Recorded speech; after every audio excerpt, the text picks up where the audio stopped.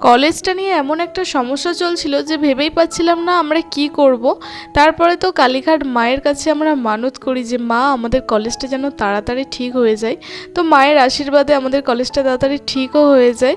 তারপরে পুজো দিতে যাব করে যাওয়া আর হচ্ছিল না। আজকে সময় হয়েছে, সেই কারণে আমরা এখন সকাল সকাল চলে এসেছি চারজন মিলে। আর এসেই এখন আমরা পুজো দিয়ে নিয়েছি। পুজো দেওয়ার পর সামনেটা একটু ঘুরে ঘুরে দেখছিলাম, আর এখানে তো এখন অনেক কিছু চেঞ্জ হয়ে গেছে আর কি। তারপরে তো এখানে আমরা চলে আসি পূজার ডালি নিতে, আর তারপরে এখানে প্রসাদী নিয়ে নিলাম। আর এখন আমরা খেয়ে নিচ্ছি এখান থেকে মশলা মুড়ি, কারণ এখানে অনেক কিছু আমিষ খাবার ছিল, আমিষ যেহেতু খাবো না সেই কারণে। তারপরে মেট্রো ধরে সোজা চলে আসি আমরা নিউ মার্কেটে, কারণ সামনেই যেহেতু পুজো, তো এইখানে কীরকম কী কালেকশন আছে জুতো জামা এইসবই আর কি দেখছিলাম।